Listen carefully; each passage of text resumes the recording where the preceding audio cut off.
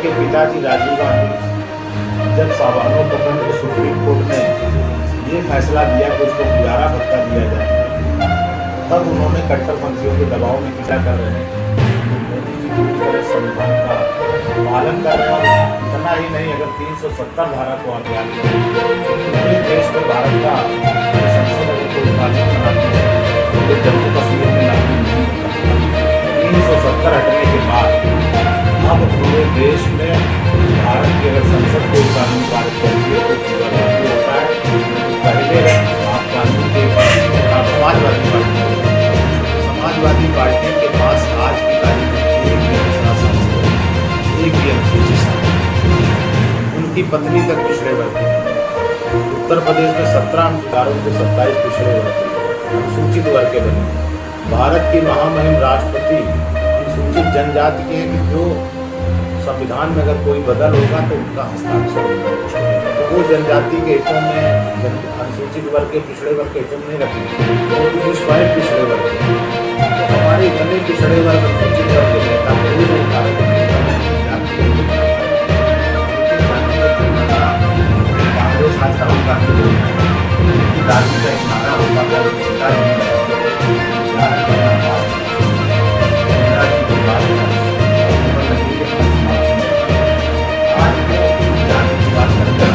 इस चुनाव में विपक्ष मुद्दा भी है और इंडी गठबंधन के सारे नेता कोई भी बात ऐसी नहीं कर पा रहे हैं, सिर्फ समाज को गुमराह करने के लिए 2-3 मुद्दों को चला रहे हैं।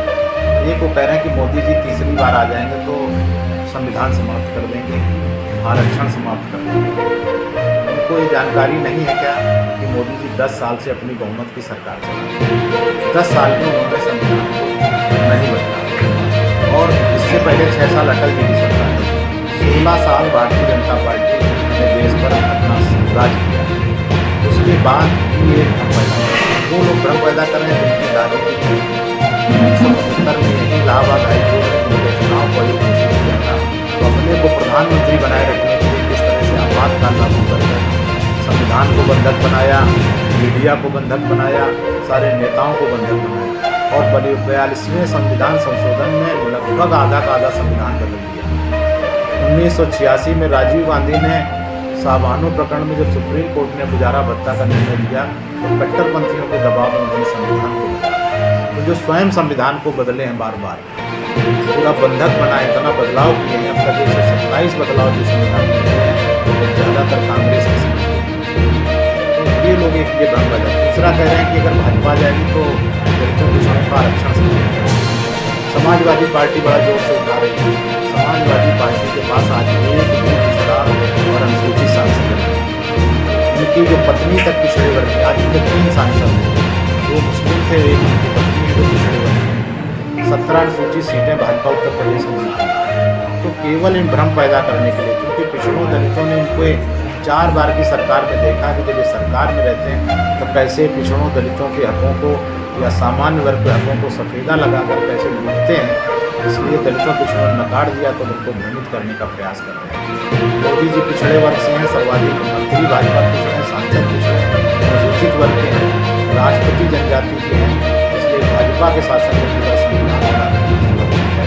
यही लोग संविधान और आरक्षण का पटाखा डालते हैं। तीसरा ये लोग कह रहे हैं कि हम आ जाएंगे तो जातिगत जनगणना कराएंगे। कांग्रेस 1975 से लेकर पहले जब इंदिरा गांधी रही तो उनका नारा चलता था जात पर हम बात। आज उनके वंशज कह रहे हैं कि हम जाति जनगणना कराएंगे। पहले तो ये साफ करें राहुल गांधी को उनकी दादी सही थी, उनके पिताजी सही थे या वो सही है, और जिनकी जाति खुद भी नहीं पता है। ये फिरोज खान के पौत्र हैं और फिरोज खान का पौत्र क्या हो सकता है। उनके सब लोग जानते हैं कि अगर यहाँ देश में करीना कपूर ने सैफ अली खान से शादी की तो उसके बच्चे तैमूर होते, तो फिरोज खान के बच्चे कैसे प्राप्त हो सकते हैं। ये परिवार इतना नकली है, इतना ढोंगी है, इतना मिलावटी है। पहले नेहरू, फिर खान, फिर गांधी, फिर माइनो, फिर बाड्रा, इतनी मिक्सिंग है कि इतना हल्दीराम के मिक्सर में मिक्सिंग है। इस तरह से समाज को उनकी खुद जाति नहीं पता है। इतना कहूँगा इनके लिए कि जाति बदली, धर्म बदला, बदल दिया है बहुत। दादा गड़े जमीन में पंडित हो गए और ये अपने इस डर के कारण से इसी प्रयागराज में उनके दादा के कब्र है तो 2 फूल नहीं चढ़ाने जाते हैं कि लोगों को पता पड़ जाए कि उनकी जात क्या है।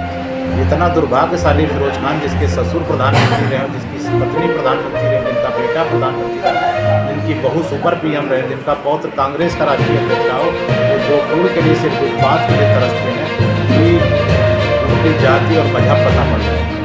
ये इनका नकलीपन है। तीसरा ये कह रहे हैं हम संपत्ति का सर्वे कराएंगे।